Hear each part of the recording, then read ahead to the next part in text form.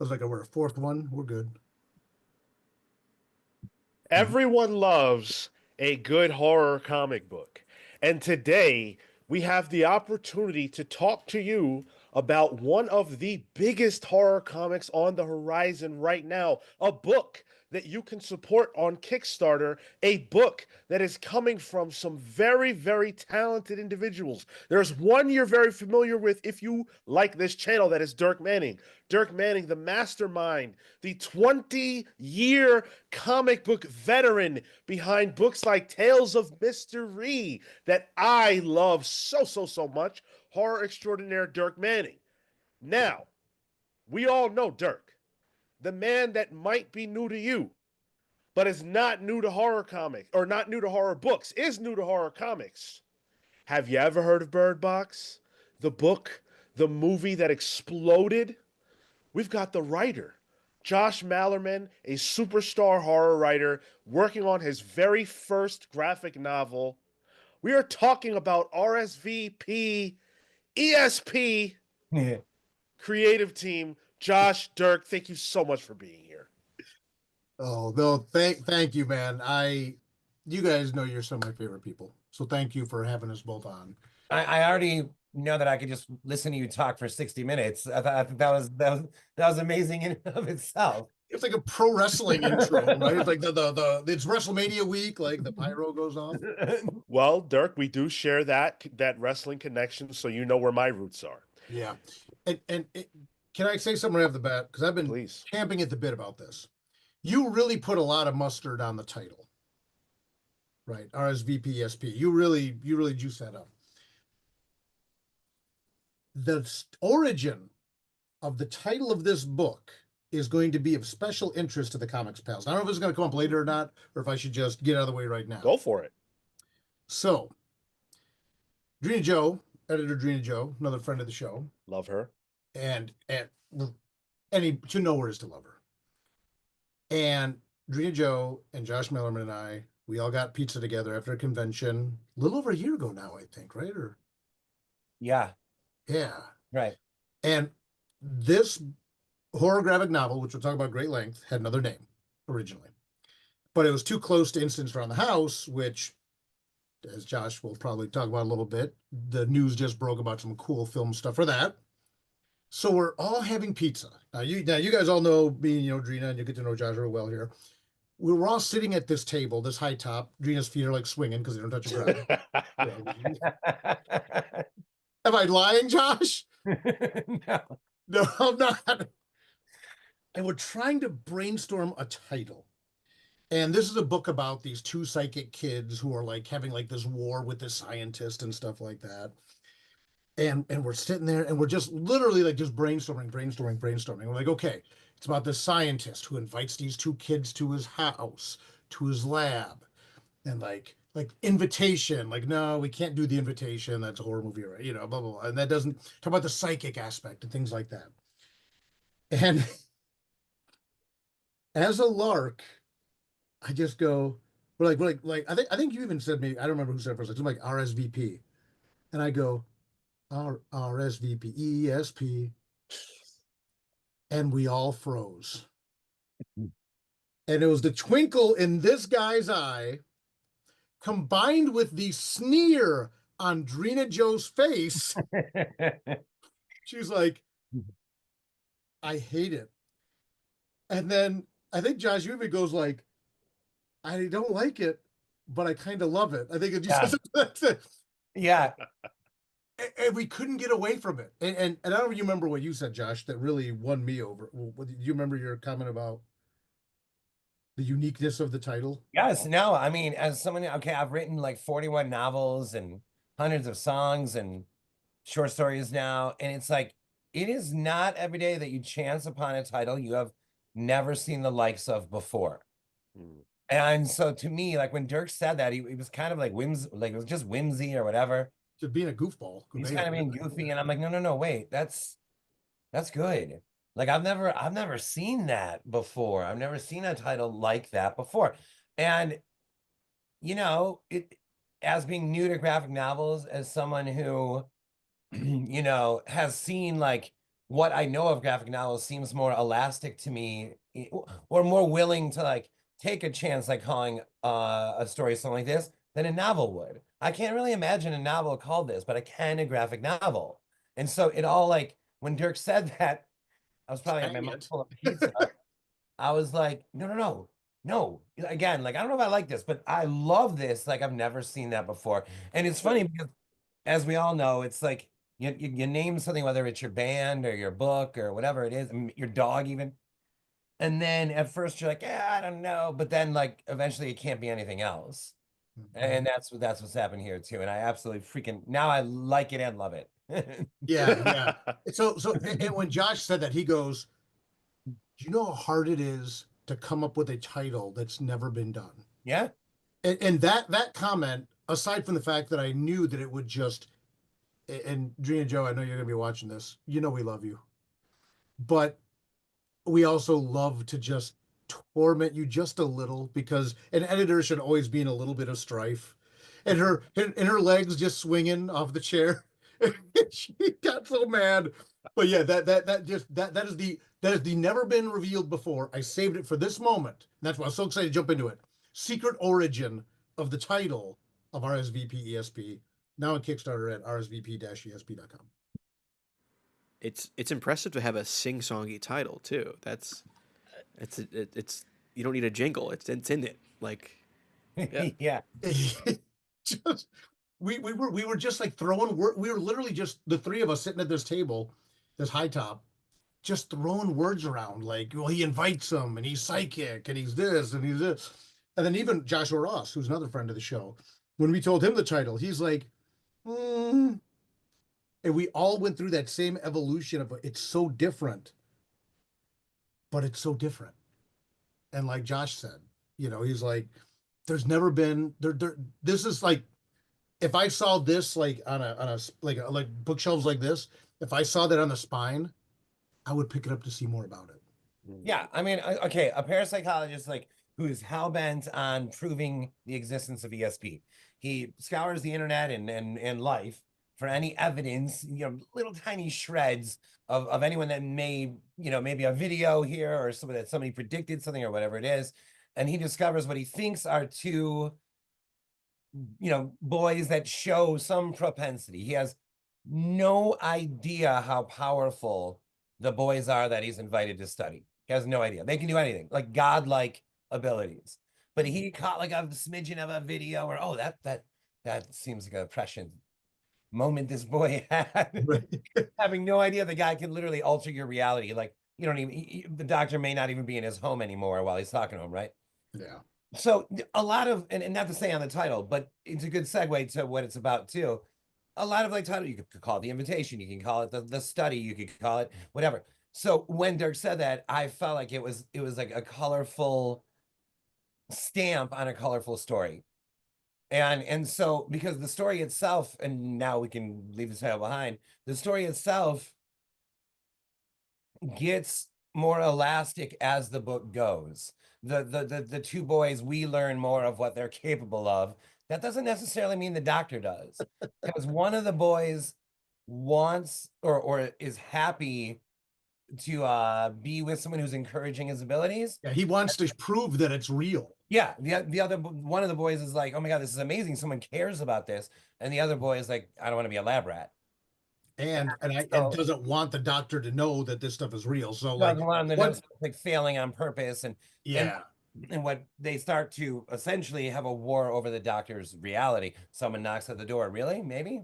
maybe is One there of a the boys door? send her, and who did he Right. send? And the other boy tries to change it. Da da da. So the book itself gets more elastic as their abilities are revealed. So I really, and we were lucky enough, and thank you guys for sharing the first 19 pages Mhm. of the story. And what I love about it, and the way that I think, for a fan of, if you're a fan of comics, if you're a fan of Marvel, DC stuff, this book gives me the impression that if you love Doctor Strange, if you love Scarlet Witch, you're going Mm. to see a lot of those reality bending, mind altering things happening in these pages. And that's why I love so much that it's a comic, because from one page to the next, from one panel to the next, you could see a completely different environment, completely different things can be happening, and it can play with your mind in a way that, and Josh, I would really love for you to speak to this if you think this is the strength of the medium, in a way that you can't necessarily convey through novels, right? Like you can't necessarily get that across in the same way without the visuals. 100%. And when I originally showed the story to Dirk, he said the same thing.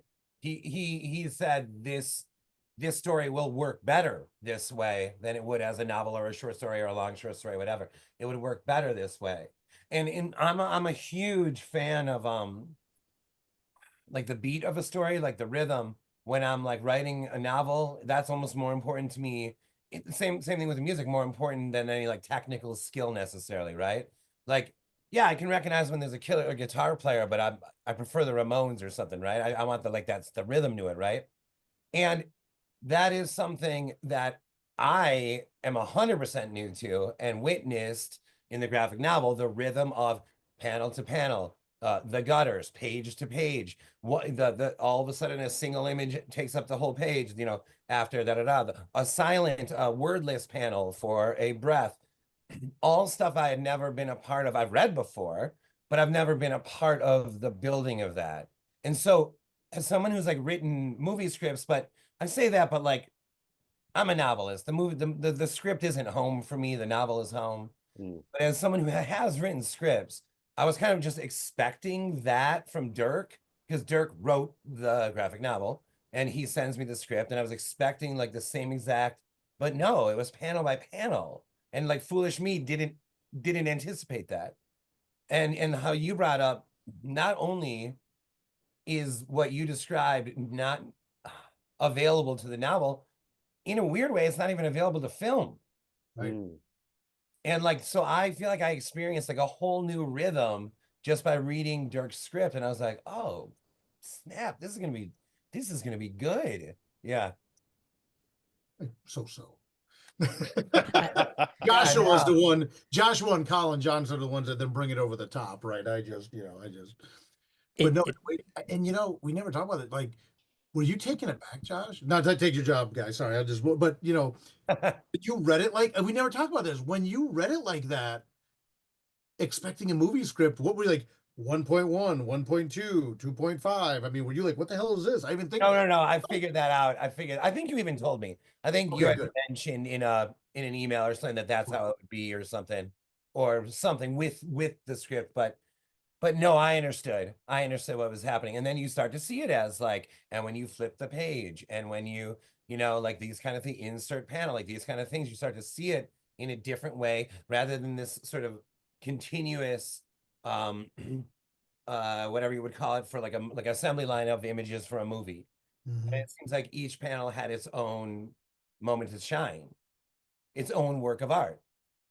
It's so fucking cool to hear a novelist talk about comics in that way, because correct me if I'm wrong, but I get the impression that you've not really read a ton of comics prior to coming into this. Right. So you're seeing the process for the Right. first time and going, "Oh, wow, that works like this." And these like it's like it's a whole new creative world. That's so cool. Yeah, man. Yeah. And again, obviously written all these novels and this and that, and even made a movie with my friends and shot a documentary, all sorts of stuff in a band, never this. And so, like, and as someone who, like, I serialized the novel, there's a book of novellas, 1100-page book, 100-page book. So I'm a fan of let's try different things. Still, never this. I had never encountered this. So that the day that Dirk sent the script was the day, even before the drawing, the day I realized, oh, this is something totally freaking fucking new. And it was so exciting, man. Was there one of those tools that you felt like prior to you're absorbing, and then you noticed a thing or some kind of function or something about the construction that you said, "Oh, I got it. I get it. Like this is clicking, and now I can, now not only can I see it, but I can start to toy with it." Me? Yeah, yeah. Um, I don't know about toy with, but definitely started to put on like, because again, Dirk wrote it, right? So, but started to wear like an editor's hat that I would in a rewrite of a novel, or again when editing the movies that like my friends and I made. But again, in a different way, because I'm new to this. And at that point, I hadn't seen yet the drawings. Once the drawings came in, the real moment, like Dirk and I did this recently and I loved it. After the lettering was done, or done, as far as it was done at that time, we were going through and making edits there even. Because just like a movie, right, or something, it's like, okay, that's all written right, but how does it feel on the page, right? How's the rhythm feel on the page? So I would say the lettering phase was for me the sort of the ultimate. Now we know everything going, and like if anything is losing that beat, let's fix it. So to me, the lettering phase was sort of like the ultimate moment.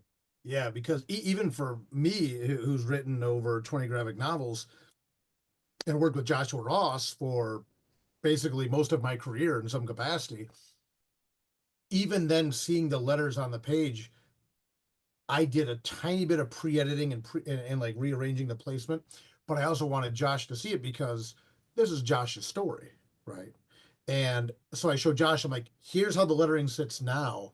But what I'd like to do is take this Oh balloon yeah. and break it in two and put this here and stuff like that. And like so then you can see it goes from this page, and like we're literally on a Zoom, right? It goes from this page to this page, and then this breaks down here, and this leaves this panel silent and things like that. And I'm not gonna lie, it was a trip. It was like watching like a kid at Christmas, like opening their presents, like during that process, because I could see the joy on your face of just like that last piece clicking in where Yep. it all came together. You know what I kind of equated to, guys? I don't know if any of you guys play music. Do you guys, any of you like in a band? Okay, all right. The lettering phase was almost like the playback. Like I was like sitting there, like we had already recorded it, and now we're sitting on the couch and we're all listening through the speakers. And at that moment, we could be like, okay, a little less of that harmony, okay, a little more drums, a little this, like the lettering. I know it's a bizarre analogy in a sense because lettering and playback, but it was that phase, it was that step of the process for me. I I love the fact that the way you talk about these different mediums of storytelling and creativity. I think music is storytelling. Is that there are these through lines through which you can understand the process. Like, oh, lettering is to comics as the playback is to music. That's how you, someone who has done both of those things now, can find your way and navigate these spaces. I love that. Yeah, I haven't been able to exactly pinpoint what spot that is in the novel, but I think I don't know if you guys write novels, but an edit you'll get back is called the first pass. That means you've already done all the major rewrites, you've done all that stuff, but you still got one more pass to like Dirk and I looking at the lettering. Like we're all okay with the script, we're all great with the drawings, we're all with the coloring. Now the lettering is that kind of moment to be like, okay, any last movements, and Tweak the you do knobs a make little them. bit. You make those last movements, you raise the harmony a little. But if you raise the harmony a little, then you may have to raise the cymbal a little too. You know what I mean? When you change one thing, something else kind of needs maybe a change too. So And I think the analogy even goes a little farther with music just because you have the art to play off of, right? So you have to work off the band, right? You have to work off the other guy. Oh, this guy maybe on this moment rushed a bit, but it works for the sake of it because now you're a little bit syncopated or something, right? So you have to kind of have that dynamic back and forth to be able to play to your strengths and then decide, oh, actually, yeah, you know what? Maybe we retake that portion of the solo. Oh, actually, you're right. Let's bring up the bass drum on this, or bring down the bass or something. yeah, 100%. You're right. That's interesting to think of like the drawings are almost like that's the centerpiece, like the drums. It's almost like or something. Yeah, it's interesting. I almost feel like the gutters are the drums. Like there's like Yes. there's like a backbeat to the graphic novel that is the spaces between the panels or something. I took a lot of acid before this meeting. And No, and I'm just happy somebody is speaking Marco's language for once on this show. Yeah, I we get usually it. have I get trouble. it, dude. Yeah. I get Or it it. goes like, I'm with you. But like even like the bit, Josh, and I think this is this is in the preview when I gave you. So if you guys ever want to show this later. But the bit when Massey's running his hand across the bookshelf, right? And the repeat panel motif, and then he gets to the mouth, it's like the beat, the beat, the beat, right? It's that's my favorite way of writing. It's not even a repeat panel motif per se, but just when you, the trickiest thing about writing a comic, and I think we talked about this very early on, Josh, is that, and for all the viewers as well, you can't control the pace at which someone consumes a comic page. They can literally just go, yeah, interesting. but when you're doing it right, Oh, you get them to hold on the beats you want. And I always go back to that bit in the book early on with the bookshelves, right? You're holding them. They're like, oh my God, what's that? And then the kid, then him like smirking. When you do your job well, you are driving them at the speed which you want to drive them. Dirk, that is super interesting. I did not think of that because with the movie you are in charge of the pace at which Right. with the album you are in charge of the pace at which. But you can't do it on a comic. But if you do it right and you do it well, you can move them at that rhythm you want. Then you can hit them with the big splash page, then pull them back in. Boom! And you get that's that rhythm. When you draw them into the rhythm that you've created on the page with the artist, with the colors, even with the lettering placement, how you pull them across the page. Yeah, I was even gonna say there are a lot of little cutaway moments that get used in this one, which play into the motif, right? Like there are little things that happen that are a little odd, a little bit weird. How do we notice these things? But you prepares for that. The first few pages are cutaways to the opening of a drawer because that's normal. You're doing that with your hand. The same with you're looking at a picture. Okay, we have that moment, that beat. You interrupt the otherwise flow between the two panels to say, hey, look at this. Okay, keep going. Because then later, when we notice the knife, we notice the coffee pot, we notice the lock on the door, you go, wait a second, you did that before, but what does that mean in this new context? And why are you disrupting that moment for us in this new context? Mm-hmm. And to create a three-dimensional world on a two-dimensional surface where you notice a drawer pulls out, a coffee pot sits on a shelf, a knife sits on the counter, a book rests on a shelf, the fingers moving across, Right. here, Yeah. moving across. Then all of a sudden, when it goes into something else for a second, to me, that's one of the most hibbly-jibbly scenes in the first act of the book. Is because like I appreciate you saying that so much, man, because and a lot of this credit goes to Joshua Ross too. He gets it, man. He gets it. And just creating a sense of space, because this is not a spoiler. 99.9% of the story takes place in the house. And the house is as much as a character as everything else. So you need in a two-dimensional medium to make people feel like, especially for what happens in the third act. But Dirk, that's interesting that you say what you just said. Like, because we had that little discussion over the shot of the house itself. Yep. We had a discussion. Should there be the title here? Should there be words here? Or do we just say, this is the house? That's exactly what we're talking about right now. And where did we land? This is the house. This is the house. Now, if you guys are loving this conversation and you are excited about the prospect of getting to read the book that we are discussing, there is a link to the Kickstarter page in the description, or rather in the live chat right now. So you live viewers can just go ahead and click on that. You're going to get to the Kickstarter for RSVP E.S.P. This is Josh Malerman's very first comic, very first graphic novel. And I got to say, congratulations on the fact that of the initial goal of $6,666, which is a very Dirk Manning number, you have already well eclipsed that. As of this conversation, we are sitting at $11,997. What that means is... Wait. Nice to know, Dirk. No, that means we're like $3 away from the next stretch goal. That's a beautiful thing. And what will we unlock? Oh my gosh. So through the campaign, like literally you can see like looking up to the side here. Oh my gosh, we're $3 away from okay. So through the Kickstarter campaign is the only way to get the hardcover edition of the book. The hardcover edition of the book, I've never done this in 22 years of publishing comics. We're doing a lenticular cover. So it's like I have this prop here as an example, right? Because I'll be like, what's a lenticular? It's like when you got like the drawing, Hell yeah. right? It goes back and forth. So there's gonna be a lenticular cover on the hardcover that is exclusive. The lenticular is exclusive of the hardcover. So if you pledge for the hardcover, you get the lenticular hardcover automatically.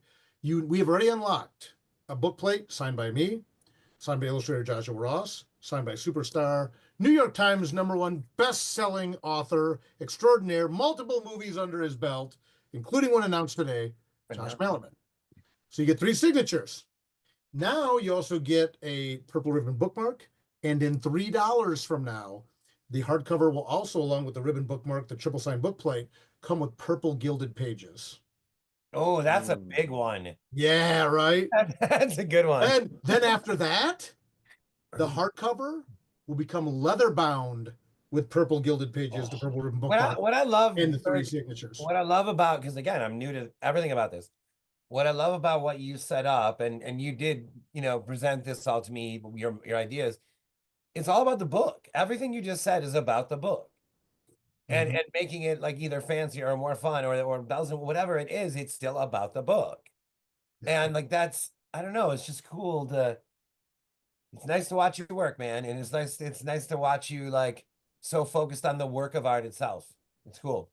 Teamwork makes the dream work. I mean, there's times where we do like keychains or whatever, it's like I was talking to another artist about the next Tales of Mystery. And those are good too. Keychains are cool too. Yeah, it's cool, but this one I want it to trick out the book.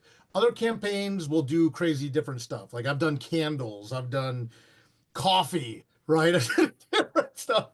But yeah, this one I just want people to be able to get the most deluxe edition of the book possible. So like the purple gilded pages, the purple ribbon bookmark, the triple autographs. Then we hopefully get to the leather bound at least. And then if we go to round 3, it's gonna be more book centric stuff. Well, it just tripped over that 12K mark. So Just about to there say, goes- yep. There you Yep. go. It's a beautiful thing. there goes We those just got you pages. there, Dirk. Which I don't think I've seen a comic book with gilded pages before. I was Oh, thinking that, sounds yeah. freaking Oh awesome. yeah, there's I like a have- 120-page graphic novel. It's gonna be Yeah. tricked out. Beautiful. Look, we're over. Congratulations, Josh. We're gilded. Congratulations. I knew the Comics Pals community would get us over the hump. Thank you guys for making that happen. But it's not over yet. All your pledges still count, and there's more cool stuff to unlock.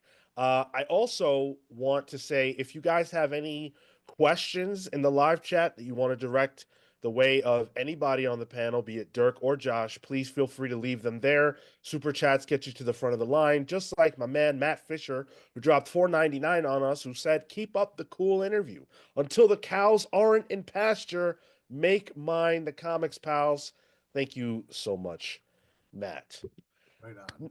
Now, the comic book medium is a place where really anything can happen. And the coolest thing about it is that you're only limited by imagination.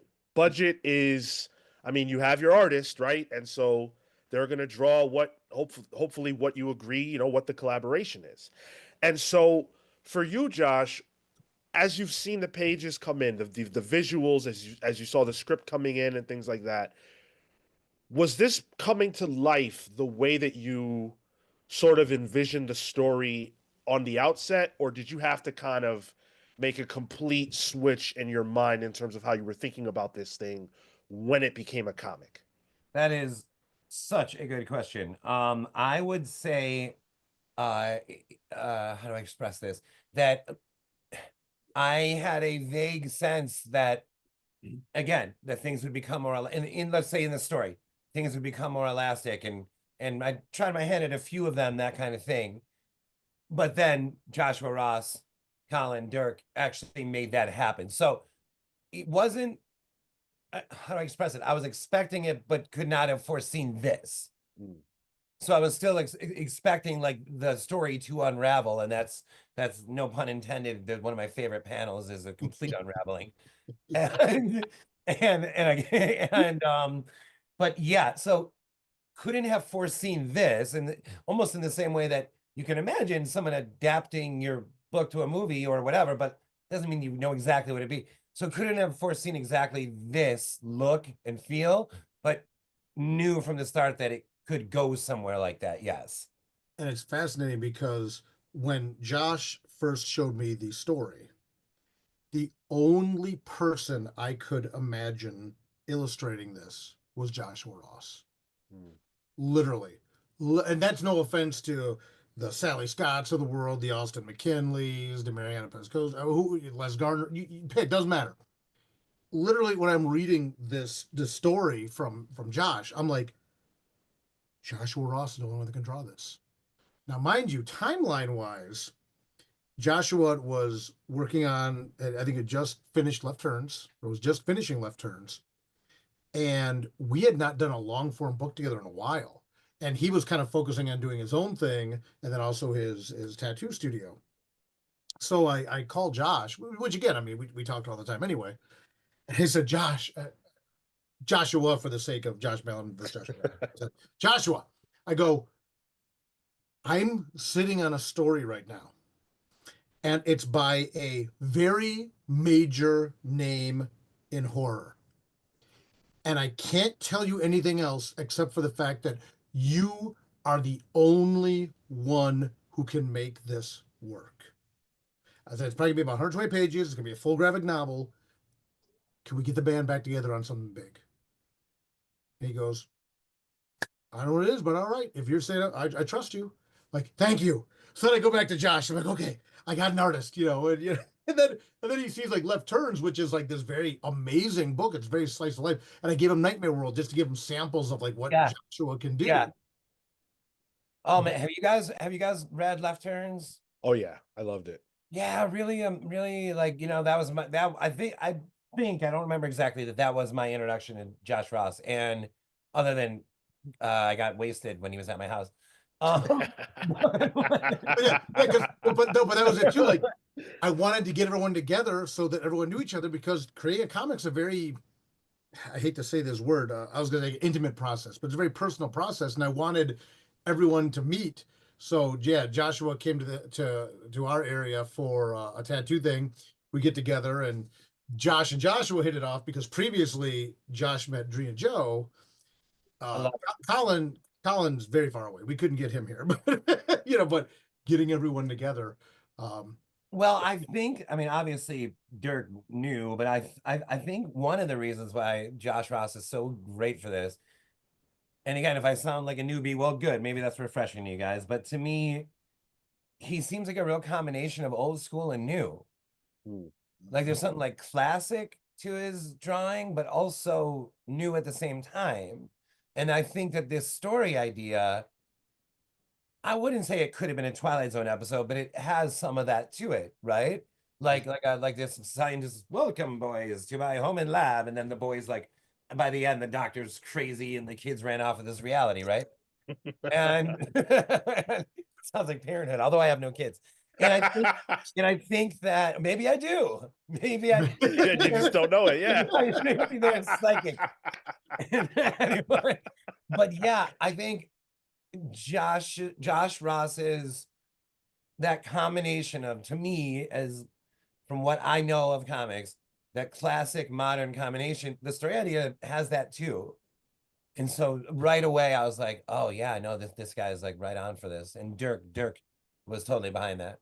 Well, what I Josh, think. Oh, sorry. Go ahead. no, go. This is real quick. Josh is a guy who I almost equate him to like a combination. Joshua Ross can do Dave Gibbons and Jeff Darrow in the same story, Mm. right? He can do the most realistic, which is what we needed. It's like Marco was saying earlier, we ground this in reality, because by the third act, I like the word that Josh keeps using, elastic. And like you were mentioning Doctor Strange and Scarlet Witch, this book goes nuts. no, and we've been trying so hard to contain previews to the first 25 pages because we want you to experience on the page. But that's the art and that's the greatness not only of Joshua Ross, but then even like in using Colin Johnson, who did the colors on Homestead and then the Grayscale London After Midnight, for the color to choose a color palette that makes it kind of timeless and Yeah. Yes. off. Go ahead, go ahead. Now, well, here I don't know as much as you guys. I mean, in none of these do I know as much as you guys. But in the 17, 19 pages you saw, do you feel that too? Like there's a color palette that even feels classic to me. Did you feel that too, or? Yeah, absolutely. What I got out of it, and having seen a lot of Josh's art, throughout his relationship with Dirk, this is perfect because what it does is these first few pages, these first 19 are very it does give you that classical feel, but it gives you that like, hey, this is slice of life. This is very normal. And Josh nails that. I was looking at this and thinking about Left Turns, which is a straightforward story. What we didn't get to see, but I know Josh does very well, is the unraveling and the horror elements that are going to come into play later on down the road. And I was chomping at the bit. In my mind, I'm cursing Dirk like, damn it, Dirk, you couldn't have let me see what Josh was going to do. You couldn't have showed me. I want to see this. The preview does cut off, and I was just like, that's it. Good, Yeah. good. I guess you got me. But nothing's worse than a trailer for a horror movie that gives you the scare in the trailer. Right. Right. So I'm so glad to hear you guys say that because and it's tough. I'll just say one word: fish. It's or like Josh talked about, like the unraveling, which we actually show on the Kickstarter page, the scene with the kid unraveling. That's not even the most insane stuff that happens. Like the visitors. Oh yeah, no, that's like my favorite stuff. Oh god. But again, only Joshua Ross could do this. No offense to any of the artists I've worked with. I've worked with some of the most amazing artists over the past 2 decades. This is Joshua Ross at peak Joshua Ross for the quiet. I'm opening a drawer to and then yeah. I love that. Now, this is a question, Josh, that I've been wanting to ask you since I knew we were going to do this. Because I personally believe, I don't know how a novelist doesn't see comics and fall in love, and not fall in love, because of how expressive the medium is, how collaborative it can be, and everything else. Getting to see your words come to life. And that's something you've had happen to you several times. But the question is, did you catch the bug? Do you want to step into the writer's chair for a comic now that you've gotten to have this wonderful experience? The writer's chair, I don't know. Okay. Did I get the bug? Yeah, I want Dirk to adapt another one. Oh, okay. The writer's chair, again, I know it's not the same thing at all, but I've written, like I told you, I think it's like 10 scripts. And there's something, I need the just complete lawlessness of the novel. Like the landscape's just wide open, anything can go, and that can happen in a graphic novel. And now I know that can't really happen in a movie script the way that it just can't, and not even budgetary things like it's supposed to be 90 to 120 pages and it's a minute per page and you know what I mean, and and everyone uses like the same program, like all the scripts kind of look the same and everything. Right. It's just it's not my scene, man. This is definitely more interesting, more colorful than that to me. I will say I definitely got the bug in terms of, yo, man, let's talk about getting the band together, back together. Let's go make our second album together, like right away. I don't know what that's going to be yet, but I think we kind of do actually. I think we don't bullshit our friends now. I think we know, man. I can only pretend for so long, Derek. Right. No, like we're like trying to like ease into this and like not overplay our hand to the other one, but Yeah. Joshua Ross is even like, when are we doing another one? When are we doing another one? When No, are we doing that another one? it's so perfect for this medium, and Yeah. back to what you were saying, Sean, like one of my favorite things about a novel is there's no budget to writing a novel. It's in my brokest years ever, I was writing 2 books a year. It was freaking amazing. I didn't even have a laptop, and I was writing freehand. It's the greatest, most freeing thing ever. Similar, obvious here. You have your artists, like you said, and everything, but similar here, like anything goes. And there is a story idea. Essentially, I'll just tell you, it's about a vaudeville troupe who can do more than they should be able to do. And it's likely going to be the next one we do, probably. Oh man. Well, first of all, thank you so much for sharing that here with us. That sounds very exciting, and I could really get into. Listen, you guys do whatever you're gonna do, but I could get into a Malerman Manning verse. Hey, I could get into that. I would almost say it'd have to be to be fair, a Malerman Manning Ross verse. yep. Excuse me. And I Yes. To be refuse to fair, stop it. because not that other people can't play in the pool someday, but the second one that we've kind of hinted at already, it's like it's already it's already going in my mind about again. Yeah, that's another Joshua Ross one right there. And we can't stop it. I'm not the kind of guy to stop it too. And also, I feel like, why does everything have to be a trilogy? So it'll have to be fourth. We're gonna have to do fourth. I'm gonna go on. Look, okay, cool. You want to pull my hey, look, Alan, listen. I'm the person. If you pull my card, I'm gonna pull one back, and I'm gonna say it right now on record. Before our journey is done, you are going to write a short story comic script that's going to be produced. I will try. No. Listen. I know you got the floaters on. You got the baby. You're like the baby in the I pool definitely right now. have You the got the little, floaters on. you got the little, but before everything's said and done, just a short. Think EC comic style. Oh yeah, Yeah, right. yeah. Your own top to bottom horror comic short story. We will get there. Man, EC Comics. So that, earlier you asked about comics, and I forgot about EC Comics. I had all of them, but all the reprints, like what's it called? Gemstone or something? Like Yeah, Gems. Dark Horse doing them now. I got them right behind me. Yeah. I had all of those when I was at my brokest, and I would cart around. I had like a box of VHS, horror VHS, and I had a box of EC, and those were, oh God, they were great, man. And then it's one of my regrets, sort of, not a major regret. It's not like they were worth a ton or something, but I sold that whole box for like, it was like, like $90. But at the time, like $90 was a big freaking deal that day. Right. So yeah, so every now and then I'll be like looking through eBay. I'm like, like, where can I get them all at once again? Yeah. And I mean, that whole style of like horror anthology comics is really in right now too. So Yep. yeah. Oh, really? Huge. Oh yeah. Oh, sweet. Yeah, it's good. Josh, I want to project manage when this happens that you write your own, because I don't want EC coming in and scooping you up on this. I mean, do what I will, but I want to project manage you doing when we get there your own top to bottom Would you guys like contribution to that. not to ask you guys to do any more work or something, but would one of you send me like a link to some of the what you're talking about, the horror stuff, the horror comics after or something? Yeah, I mean, first of all, there is a horror renaissance happening in comics right now. Awesome. Which is why I think this is a beautiful thing that's happening, that somebody who is a horror juggernaut outside of the comic space is entering the space now, because this is the perfect time for that. And absolutely, I can shoot you a bunch of the best horror books that are on the stand, some of which are Dirk's.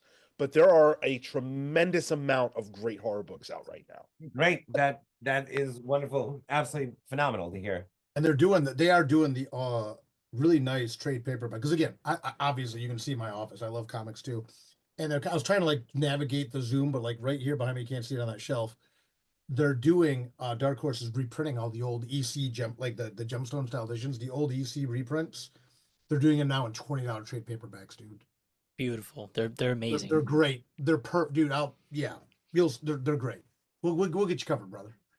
Right on. Now, Well, do Source Point Press. Yeah. that's A a horror short story, top to bottom, Josh Mallon. okay. Okay. We'll get there. We'll get there. Yep. Horror, though, as a genre, I really feel like even in the movie space, we've had some. I think it's been on the rise. I mean, you guys would know better than me, but I go back about 10 years where I think there have been some really high quality, not so much focused on the big action pieces and things like that, but like really thoughtful, psychologically driven horror films and novels as well that have been coming out. And I feel like it was maybe dead in the water for a bit of time prior to that. Do you think there's truth to that? And if you do, why do you think we're seeing now some really brilliant horror stories penetrating the market again?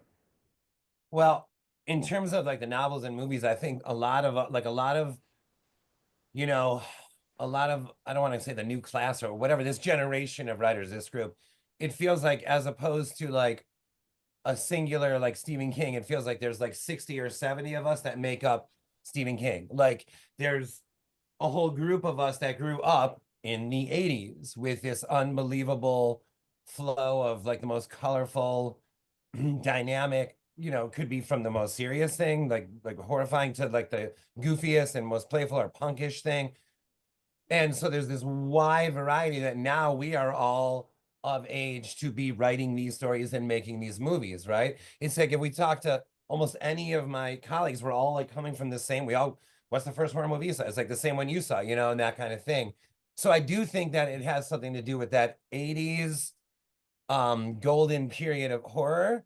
And then all of us that were little kids then are now grown up and fell in love with it back then. I also think that something's happened in horror where it's way more diverse than it used to be. Like not even, and I don't know what I'm even saying about the past by saying that it is what it is now, but it is diverse now. Like there are so many more women writers in the field than there were in like the 80s and 70s, and people of color, and sexuality, every single thing you want to bring up is being represented in the genre right now. So there's like a full, I mean, from the writer to the I was saying before, quiet, loud, serious, unserious, slow burn, splatterpunk. The spectrum is just so full right now, and we all feel it. Me, Jonathan Jans, Stephen Graham Jones, Gabino, Cynthia Pelayo, we talk about this stuff when we're together at conventions. Like we all feel that we are in like a moment right now. We're all like, this is a moment that horror is having, and we're all a part of this. And it's a little like overwhelming because you're like surrounded by people that are doing brilliant stuff. So you're like, all right, well, here's my next offering, but I'm also the kind of guy where I kind of think like spectacular failures are fun too. So like I kind of feel like when you sit down to write a book, you got, you know, what's the best thing you ever read and the worst thing you ever read. And if you bust either end of that spectrum, you're legendary, right? So, but there's no question that the horror scene now, I don't know.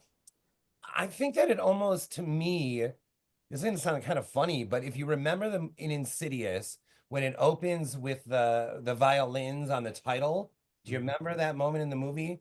I almost feel like that moment ushered in a whole generation of like that was the moment of like we're all here, like it's a new era. It was like these psycho violins, and it was retro at the time for this title to come in. Title vanishes, and something about that, and then like it follows and da da da. It felt like something happened there where the door opened on the film side to not throwback, but to whatever this new generation is. And I think that myself, Paul Tremblay, and others were putting out our first books at that exact moment also. And two, it's so interesting because now more I've said for years, and again, I'm gonna shockingly toot my own horn for a second. With Nightmare World, right? When I had Nightmare World, I wanted to show all the stuff you could do under the umbrella of horror. Every story is a different genre of horror. You got the stick figure Wolfman, you got a Western, you got this and this. And when you go back and watch interviews with me from 20 years ago, when I was just cutting my teeth on this, I kept saying horror is more than blood and boobs. And the thing that's so nice now is that you can point to The Substance. You can point to The Babadook. You can point to Heredity. You can point to Right. name it, man. Oh, Name it. Whatever it is. And it maddens me because I had the conversation like, well, I watched The Substance and it was like kind of like you'll watch people do like these cognitive linguistic gymnastics to not say the H word. I was like, no, it's horror. It's like, well, it's kind of sci-fi and it's kind of thriller. No, it's a horror movie. But we're finally, to Josh's point, breaking, and I'm sorry I get so passionate about this. We're breaking away from the old idea that horror is slasher. Slasher is a tiny sliver of a huge genre that speaks to the human condition. Think about how different all the movies you just listed are. Like, what about The Witch? The Witch is a period piece. Oh my God, Like which was Babadook. incredible, right? Absolutely incredible. And it feels, for some reason, it follows, makes sense with The Witch. Why? They're nothing Right. alike, but it feels like it's all in the same thing with the books. It feels like it's all coming from this place of like energy, vibrance. I don't know about respect, but reverence for the love for the genre. Right. Well, a good horror story, and I think this is even true with RSVP ESP. To me, and again, you can go back 20 years, I've been singing the same damn song. A good horror story speaks to the human condition because it answers the fundamental question, what would you do if? That's what a horror story answers better than anything. Take Train to Busan, right? I think one of the best horror movies ever made, easily in my top 5. I think one of the best horror movies ever made. It's the elevator pitch, zombies on a train. That sounds awful. When I heard Train to Busan was zombies on a train, oh, and it's Korean, and this is of a guy that spent years training and teaching in Taekwondo, so I have a certain amount of understanding of Korean culture, but like it's a Korean zombies on a train movie. My first comment was, is this a comedy? They're like, no, dude, this is like one of the most emotionally powerful movies you'll ever see. I'm like, but then I watched it, and it is because it answers that question: what would you do if? And The Witch does it, and The Substance does it, and Heredity. I mean, eh, that's Well, what you know what, horror Dirk? movies do. The Babadook, all of them do it. Sorry, Dirk, you just brought up something super interesting because, like, if you think about it, like foreign movies just across the board now, nobody's thinking like in terms of this is a foreign movie. We're just watching, Correct. right? And if you take like the fear of, like everyone always says, the biggest fear is the fear of the unknown. Yeah, thank you. Well, one of those, something that is unknown or was maybe like unknown prior to this is we are used to like a Western rhythm. So when a movie like The Oh, Ring man. came out and that kind of thing, Mm-hmm. it was a rhythm you weren't used to. And so the scares would come at a moment that you were not prepared for. So the fear of the unknown can extend beyond just the story itself. What's the monster? No, it's how the story is told and who is telling it. I don't know the guy, the person telling this story. Mm-hmm. And I think that also has elevated the genre to like where we are right now. And I the love cultural values too, right? The nihilism of like the French New Wave of horror, or even a lot of like your Eastern horror stuff. Like you look at Junon, which became The Grudge in the United States. Right. They don't give an F who lives and dies. It's not like she's pretty, she has to live, or oh, this pretty girl, don't hurt their face because it devalues that character as that devalues the woman character. I mean, well, again, you get the psychology of this stuff all day. You look at now voices that are just taking that stuff and turning it upside down. Yep. I'm not scared of zombies on a train. I'm scared of what I would do to an extent, but more so what other people would do if zombies were on the train with me. Yeah. That's the story. Same with RSVP ESP. What these two kids are capable of and what they do. And this doctor who starting out especially, has no idea what's going on. And how far do you go once you realize that you can, as you embrace the fact you can rewrite reality around this guy? Yeah. right? Yep. What? That's horror. That's horror. It's not just stabby, slashy. It's not just boobs and blood. That's It's all awesome too, though. again, man. You know I love what? all There's that. I some love it all. The Terrifier. Yeah. Great Yeah. movies, Yeah. but they're an answer to the elevated horror we have now. And if you want to see a clown sodomize someone with a chainsaw, watch Terrifier 3. It's Oh my fun. God. I'm not right. There's a place for that, and then there's a place for the next Ari Aster film, Yep. right? What do you do when a killer clown with a bag full of garbage just starts like haunting you? And again, I we could do a whole separate podcast just about the philosophy of horror, but yeah. Well, we did get a question from James Abel who would love to hear your answer to how you would classify Godzilla -1. The first Godzilla movie to make me cry. That was a good movie. But like, is it horror? Right. Yeah, I would say so. The original Godzilla movie was a horror movie too. Yeah. Godzilla vs. Megalon, not so much. You know, and I say that as a big Godzilla fan, right? I got the whole It's the all the Criterion Blu-rays one? and all that stuff. Yeah. Big Godzilla, but no. Yeah, did you see -1, Josh? Or I think I was drunk. Because Because I remember the next day Allison being like, it was great. And I'm like, ah, man, I missed that one. no, it was a Godzilla movie that made me cry. But it was a horror movie. I mean, my God, the scene after the big, without giving it away, the mushroom cloud scene when Godzilla's in front of the mushroom cloud, and I remember just watching it in the theater, and I literally I was sinking back in my chair, and I'm just like, dear God, like I think about it just like holy shit. And just even now they might get goosebumps, but that's horror. That's what it does. It invokes that feeling in you. Well, Josh, you need to rewatch -1, man. It's Yeah. good. So I good. I would definitely encourage that because that is an incredible movie. But what I would also encourage is that everybody who can hear the sound of my voice right now, check out the Kickstarter for RSVP ESP. There's a link to it in the chat right now. There will be a link to it in the description if you are listening to this after we are live. It is fully funded, but that doesn't mean that you shouldn't take a look because what we're telling you is this is a quality product. This is a project that you want to back because if you love horror, that means that Josh Malerman is somebody who you are familiar with, who does great storytelling. And this is Josh's first foray into comics. Working with Dirk Manning, a trusted name in horror comics for over 20 years. Working with Joshua Ross, also a trusted name in horror comics for over 20 years. Working with Drina Joe, editor extraordinaire. What more could you ask for? I don't know. But Five what I stretch do goals know, unlocked and counting. what I do know is that this has been an incredible conversation. I want to say a huge shout out to Dirk Manning for putting this together. Thank you as always. And Josh, thank you so much for joining us. It has been a blast getting to talk to you.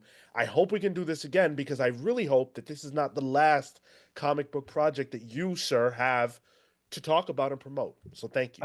Thank you. I feel like I'm being like, you know, welcomed into the party in a very warm way. And thank you guys for all this. This was, I mean, I haven't done this. Thank you. This was really great for me. Absolutely. Make sure you guys check it out one more time. RSVP, ESP. We have been the Comics Pals. Ooh, wait, before we go, real quick, we did just get a super chat. Neon Knight Rider, $5. Problem with horror comics is there's no music, which I personally need to be scared. The artists Interesting. need to bring it with the art, and less color, the better. Interesting. No, but that's an interesting thing. We'll just have to come up with a playlist for RSVP ESP, won't we? If only Josh was also an accomplished musician. If only I had some horror vinyl that I hear that comment. I know I am a fan, and over here is the record player. I'm always spinning horror vinyl. Darkman is on there right now while I'm writing and whatever. I get what you're saying. We should come with that, Dirk. That'd be fun. Come up with like Can you score one of your other books? Yeah. Well, Jim Byrne. Yeah. And I did. Yeah. Yep. Yep. You know what? We've unlocked 5 stretch goals. We're now moving towards the leather bound, which would wrap up the round 2 stretch goals. Perhaps Neon Knight Rider, maybe you've just inspired the round 3 stretch goals. I love that. No, I'm a fan of this idea. Like real big. We got to meet I need to tomorrow. go We'll to talk. a meeting, but Thank you guys so much for